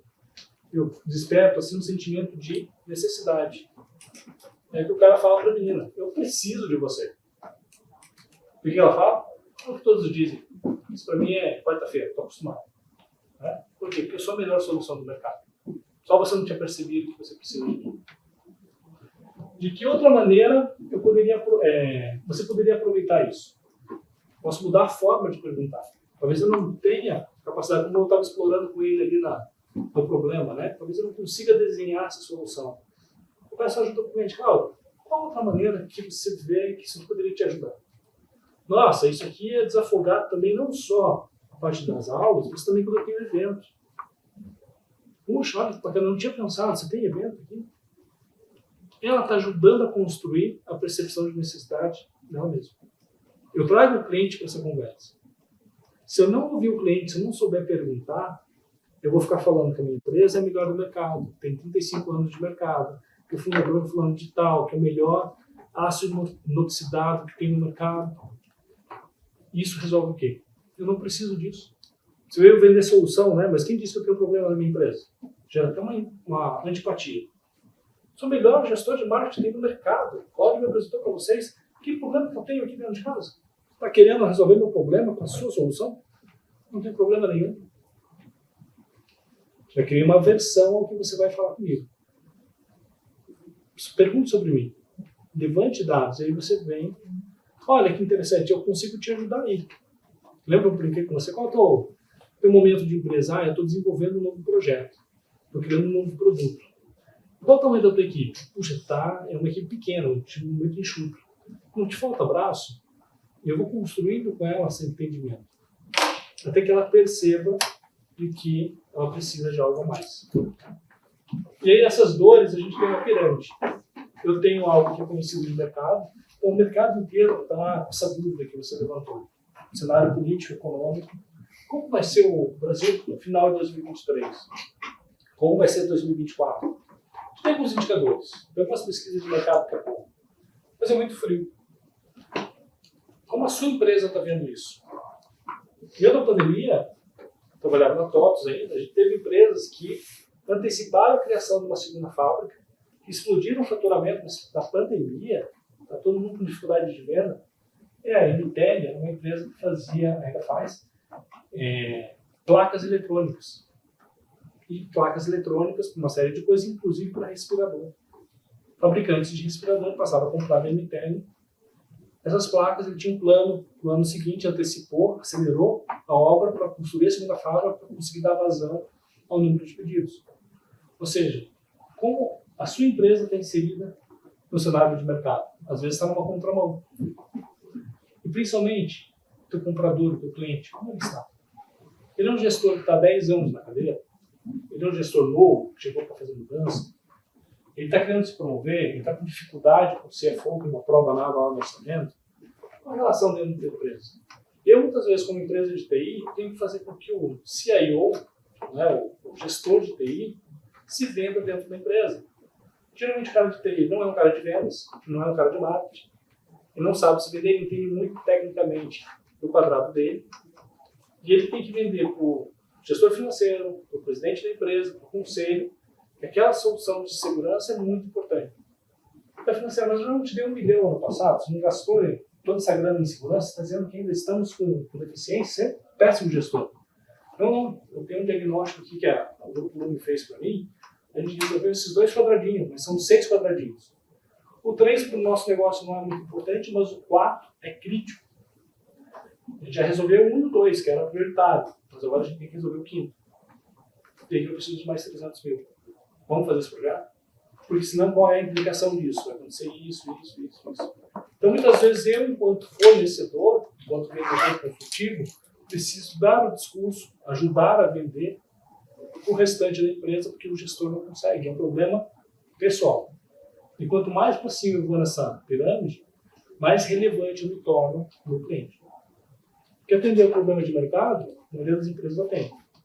O problema do pessoal, esse aqui é o único que está vindo comigo sentar na frente do board para apresentar o projeto. Isso faz toda a diferença. Faz toda a diferença. Cara, eu vou sair da reunião como o herói da empresa. Obrigado, Cláudio. Você me deu essa condição de poder emplacar isso aqui. Tá? Para a gente ir finalmente já, gente. Necessidade implícita, né? Ou seja, aquilo que não estava mapeado previamente, muitas vezes não é consciente. E a necessidade explícita é que o cliente sabe. Ele já tem a consciência de que ele tem essa dor. Então, a gente conversando, explorando, você tinha essa consciência de que, poxa, a fragilidade do fone de ouvido era uma necessidade, não ponto para uma troca. Talvez se ficasse nas primeiras perguntas, a objeção estaria onde? No preço. Um fone muito melhor é muito mais caro. Não quero pagar tudo isso. Mas o que está escondido por trás? Está bem implícito. A questão da durabilidade. E com durabilidade e preço, eu começo a fazer um trabalho, como você falou, da caixinha ali da proteção da fibra ótica.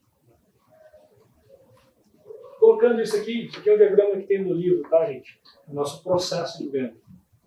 Eu começo lá na primeira etapa de situação, o vendedor usa perguntas de situação para estabelecer um contexto que leve a perguntas de problema, de modo que o comprador revele suas necessidades implícitas, a questão da durabilidade do fone. Isso faz com que eu possa, então, desenvolver perguntas de implicação, ou potencializar esse problema. Você já perdeu muitos fones de ouvido que quebrou, que é frágil? Não tinha essa informação. Na hora que tem a informação dos problemas, eu fico martelando em cima. Para estabelecer, então, um contexto que leve a perguntas de necessidade, tá? De modo que o comprador decida, né, então, a expor necessidade explícita. Olha, eu preciso dessa condição. Eu compro um fone melhor se ele vier com uma garantia. Ou se ele for mais durável do que esse. Ou se ele pelo menos chegar nesse valor. Você começa a me trazer questões mais objetivas, mais claras de necessidade. E aí fica mais fácil para eu poder te atender com o que eu tenho disponível. Permitindo que o vendedor declare, então, qual o benefício de você ter isso. Então, você com o fone do nosso amigo Gustavo aqui, um pouquinho mais, um preço mais alto, mas uma durabilidade muito maior, nunca mais vai se preocupar. Durante 3 anos você tem garantia, 1 ano a mais da garantia do Gustavo, isso não é contratual, mas o Gustavo coloca a mão dele no fogo, certo? O fogo garante, né? Ou seja, eu estou evidenciando o benefício. Lembra dos 4 estágios? Fiz lá a abertura, fiz o meu spin aqui na investigação, e aí quando eu começo a falar de benefício, estou fazendo a minha demonstração de capacidade de entrega. Minha real valorização como empresa, como vendedor, como credibilidade e tudo mais, para vir para o fechamento. Vamos estabelecer um compromisso aqui. Vamos ter o próximo passo. Vamos assinar uma proposta, dar um aceite. Não deixe isso no vazio, não deixe isso no vácuo. Onde muito vendedor peca. Ele faz muitas vezes a abertura, ele fica ligando o cliente, até faz um miolo aqui muito legal. Mas, poxa, eu cobrar o cliente do fechamento, ele já falou que vai fechar, deixa, uma hora ele liga aí. E ele tem medo de fazer, Gustavo, vamos fechar esse mês, eu preciso bater meta. Pô, Deus o livre, o cara vai achar que eu estou colocando ele na parede. Sim, eu sou vendedor. Lembra que uma relação de poder? Sou eu que mando. Vamos fechar esse mês, porque, cara, mês que vem eu não consigo essa condição que eu coloquei para você. Técnica de fechamento. Professor, essa etapa aí de sondagem, né, do cliente, como que dá para fazer uma sondagem desse nível que você acabou de explicar para a gente, né? Nível, entender a fundo ali o problema da pessoa, mas em uma escala um pouco maior de clientes, por exemplo. A gente vai ter muitos clientes, uma determinada situação, para fazer uma sondagem de nível aprofundado, talvez não vale a pena. Não vale a pena. Mas porque a gente está falando de uma venda complexa, onde vale a pena ter um esforço, ter um vendedor dedicado, um vendedor especialista no segmento, na área de atuação, que vai lá na obra da consultora, entender o que está acontecendo, eu estou investindo, porque a venda final vai valer a pena. Uma venda de menor complexidade, isso aqui existe, só que eu vou ser mais superficial. Às vezes é um formulário, às vezes é uma pergunta, poucas perguntinhas, de uma maneira até automatizada. Você vai colocar lá na hora de baixar o e-book com a comunicação digital, vai fazer algumas perguntinhas de validação ali para ele, para já entender, opa, esse cara, com essa necessidade, eu vou fazer para essa régua de comunicação. Essa resposta vem para cá. Eu queria até uma automação, conforme a resposta que ele dá no campo. E eu vou colocar isso na mão do inside sales, do vendedor, lá na etapa final, onde eu já pré-qualifiquei esse lead. Eu não vou colocar esse cara para atender 100% dos downloads que eu fiz do e-book, por exemplo. Mas quem trabalha numa empresa, acima de tanto de faturamento, segmento tal que me interessa, aqui vale fazer uma abordagem um pouquinho mais profunda. Faz sentido? E conte como é que a gente faz o spin do funil de vendas? Então, eu recebi o lead, como ele falou. Né? Então, o lead chegou, eu não sei muito sobre esse lead. É um lead que eu preciso qualificar. Então, eu começo a fazer esse spin para entender se ele está no momento de compra, se ele é o decisor da compra. Então, às vezes, quem fez a conversão não é o decisor. Eu preciso escalar. Legal, vale, bacana, mas é o Gustavo que decide. Você consegue me envolver ele numa reunião? Eu vou trabalhar o topo do funil para baixo, mas considerando toda essa exploração do ambiente. Então, às vezes, a empresa tem perfil, tem faturamento, tem geografia, tem a área de atuação, tudo perfeito, está qualificada. Não. Mas a empresa esse ano não vai comprar. Por normativa da Noruega, da matriz, toda compra dessa categoria aqui vai acontecer a partir do ano que vem pela unidade da Argentina. Como eu descobri isso? Eu não estou na situação. Então, peraí, me interessa, consigo atuar, qual vai ser o plano que eu vou agir nesse cliente? Fazer um relacionamento aqui, mas eu quero abrir porta na Argentina, já vi uma unidade lá, vou vender por lá, vou vender do Brasil para a Argentina, como que a gente vai tratar isso? Talvez eu abandone a relação antes, desqualifique o lead. Ou, poxa, ele é um lead qualificado, mas ele não está no momento de compra. Eu vou fazer o follow-up, né, até chegar no momento de decisão na frente. São vendas mais consultivas mesmo, né? Hoje não é venda de chiclete. O spin é para você, é um consultor. Você vai entender a fundo para poder, dentro do que você tem de recurso, de oferta, de portfólio, direcionar o que faz mais sentido com esse cliente. Tá? Eu passei um videozinho, né? Lembra que eu sou geek? Né? Então tá aí o dever de casa para vocês. Não sei se conhecem todos, tem filme, tem seriado. Conteúdos de negociação, não necessariamente de vendas, mas que trabalham ali desde neurolinguística, como o Light Me, né, até abordagem, resiliência, Jerry Maguire, Suítes, que eu trouxe aqui.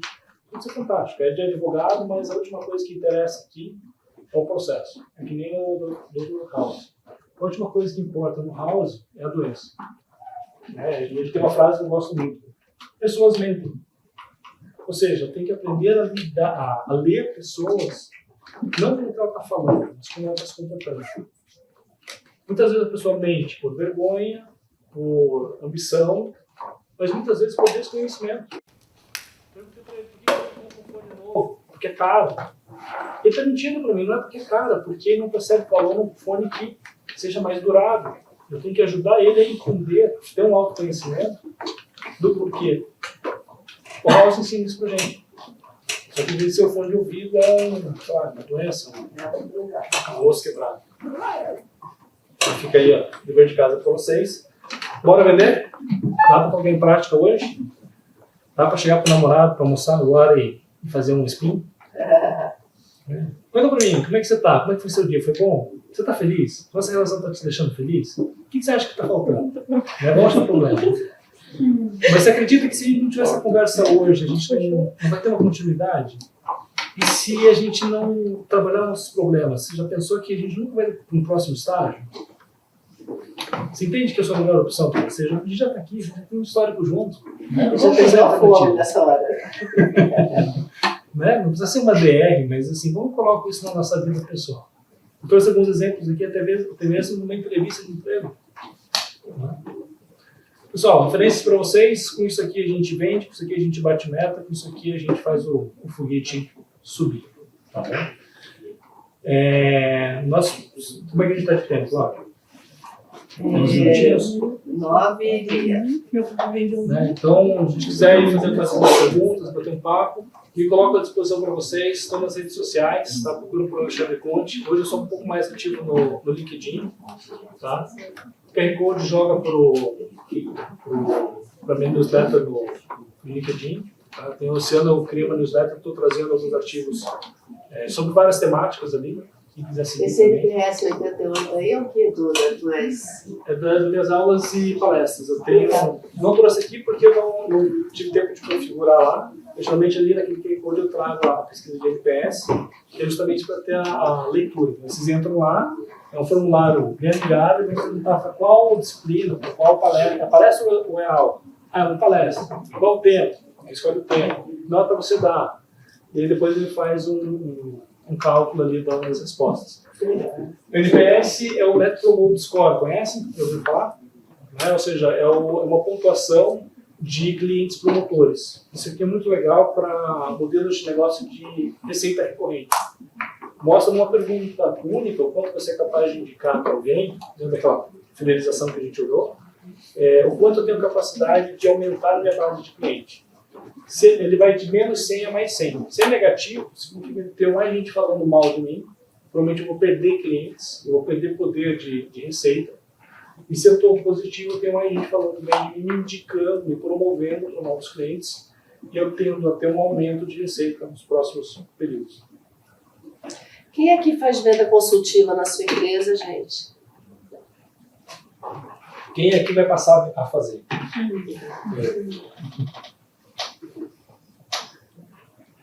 Então, você pensa que mesmo dentro do teu e-commerce, você deve ter uma gama grande de clientes, de perfis, alguns... Ferramenta de pós-venda, ocasiões com problemas. O sucesso do cliente trabalha muito isso, né? Então, peraí, você já é um cliente, você está comprando de novo, o que está faltando para você aumentar a frequência, para você comprar mais? O que está pegando? Quem você está comprando também? Por que você não está comprando isso de mim? Talvez você não vá fazer isso com 100% dos seus clientes, mas alguns clientes valem esse esforço de fazer. Aí, provavelmente, você vai aumentar o faturamento dele. uma salva de palmas para Alexandre.